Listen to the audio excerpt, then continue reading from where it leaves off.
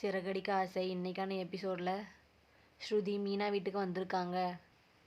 லைஃப்பில் ப்ராப்ளம்னா வரதான் செய்யும். அதை அங்கேருந்து சரி பண்ணாமல் இங்கே வந்து உட்காந்துட்டு இருந்தால் எப்படி மீனா அப்படின்னு சொல்லி கேட்டுட்ருக்காங்க. நான் ஒரு தடவை ரவி கிட்ட கோச்சிக்கிட்டு எங்கள் அம்மா வீட்டுக்கு போனப்போ நீங்கள் தானே வந்து அட்வைஸ் பண்ணீங்க, என்ன ப்ராப்ளம் வந்தாலும் வீட்டை விட்டு போகக்கூடாதுன்னு. இப்போ நீங்களே இப்படி வந்து உட்காந்துட்டு இருந்தால் எப்படி அப்படின்னு சொல்லி கேட்டுட்ருக்காங்க.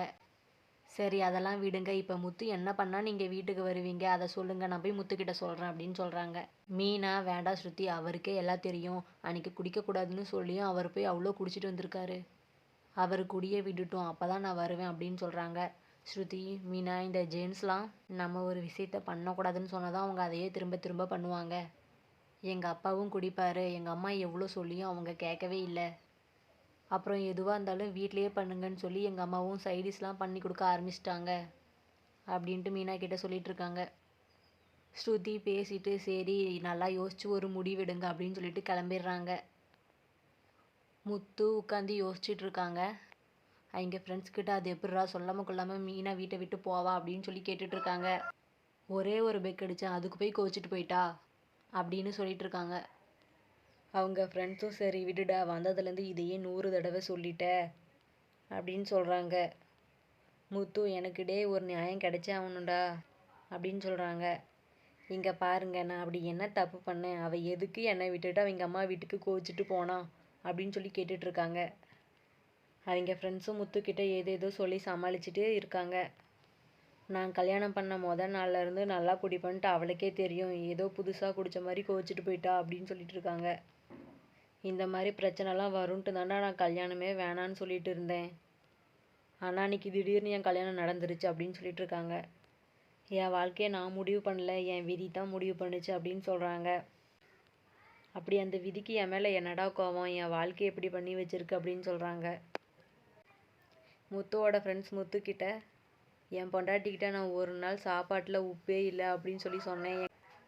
எங்கள் அம்மாவாக இருந்தால் உப்பு போட்டு நல்லா சமைச்சிருப்பாங்க அப்படின்னு சொன்னதுக்கு அப்போ உங்கள் அம்மாவையே கூப்பிட்டு சமைக்க சொல்லு அப்படின்னு சொல்லிட்டு அதுக்கெல்லாம் கோச்சிட்டு அவங்க அம்மா வீட்டுக்கு போயிட்டா முத்து அப்படின்னு சொல்கிறாங்க. முத்துக்கிட்டையும் ஏதேதோ சொல்லி சமாளிச்சிட்ருக்காங்க.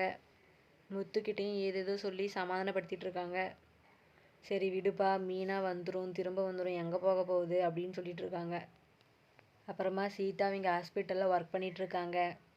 அவங்கக்கிட்ட ஒரு நர்ஸ் வந்து, சீதா எனக்கு அர்ஜெண்ட்டாக கொஞ்சம் பணம் தேவைப்படுது அப்படின்னு சொல்லி கேட்டுட்ருக்காங்க. சீதா எதுக்குன்னு கேட்கும்போது, என் குழந்தைக்கு உடம்பு சரியில்லை, ஹாஸ்பிட்டல் கூட்டிகிட்டு போகலான்னு தான் நான் கேட்குறேன் அப்படின்னு சொல்கிறாங்க.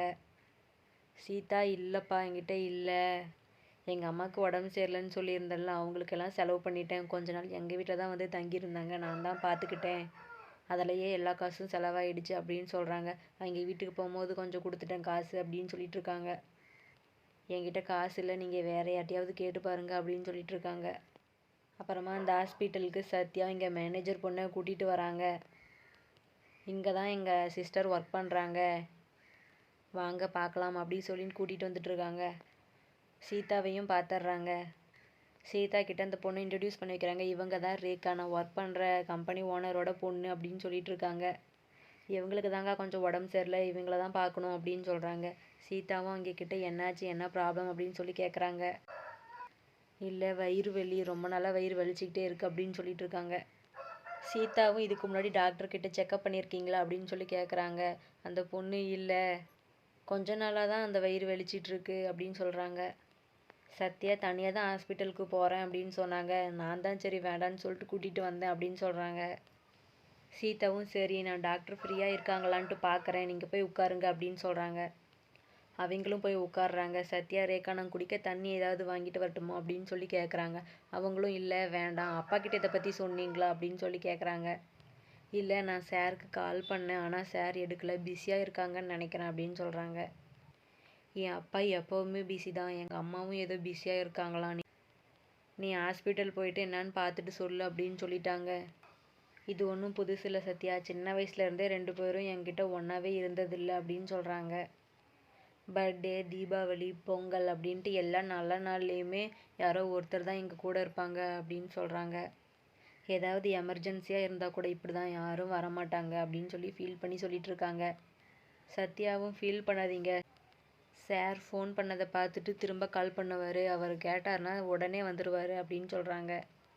சீதாவும் வந்து டாக்டர் ஃப்ரீயாக தான் இருக்காங்க, நீங்கள் போய் டாக்டரை பாருங்க அப்படின்னு சொல்லி போகிறாங்க. பின்னாடியே சத்யாவும் போகிறாங்க. சீதா சத்யாவோட கையை பிடிச்சி இழுத்து, டேய் என்னடா இது, என்ன பண்ணுற அப்படின்னு சொல்லி கேட்குறாங்க. எதுக்குடா அந்த பொண்ணை நீ கூப்பிட்டு வந்த அப்படின்னு சொல்லி கேட்குறாங்க. சத்யாவும் அதான் சொன்னல வயிறு வலின்னு அப்படின்னு சொல்கிறாங்க. அதுக்கு நீ தான் கூட்டிகிட்டு வரணுமா, ஐயா அவங்க வீட்டில் யாரும் இல்லையா கூட்டிகிட்டு வரதுக்கு அப்படின்னு சொல்லி கேட்குறாங்க. சத்யா, ஓனர் சார் வெளியே போயிட்டாங்க, என்னை கூட்டிகிட்டு போக சொன்னாங்க, அதனால தான் நான் கூட்டிகிட்டு வந்தேன் அப்படின்னு சொல்கிறாங்க. அந்த பொண்ணு பாவம், அவங்க அப்பா அம்மா 2 பேரும் பிரிஞ்சு தான் இருக்காங்க அப்படின்னு சொல்கிறாங்க. அதனால தான் நான் கூட்டிகிட்டு வந்தேன் அப்படின்னு சொல்கிறாங்க. சீதாவும் வெறும் ஹெல்ப் தானே அப்படின்னு சொல்லி கேட்குறாங்க. சத்யா, ஆமாம் வேறு என்ன அப்படின்னு சொல்லி கேட்கும்போது, இல்லை அந்த பொண்ணு மேலே வேறு எதுவும் இன்ட்ரெஸ்ட்லாம் இல்லைல்ல அப்படின்னு சொல்லி கேட்குறாங்க. சத்யா, ஏய் நீ என்ன இப்படி கேட்டுட்ருக்க, அப்படியெல்லாம் எதுவும் கிடையாது, ஏதோ ஹெல்ப் பண்ணேன் அப்படின்னு சொல்கிறாங்க. சீதா, அது பெரிய எடுத்து பொண்ணு, அப்படி ஏதாவது பண்ணிடாது அப்படின்னு சொல்லி சொல்கிறாங்க. சத்யாவும் அப்படிலாம் எதுவுமே கிடையாது அப்படின்னு சொல்லிடுறாங்க.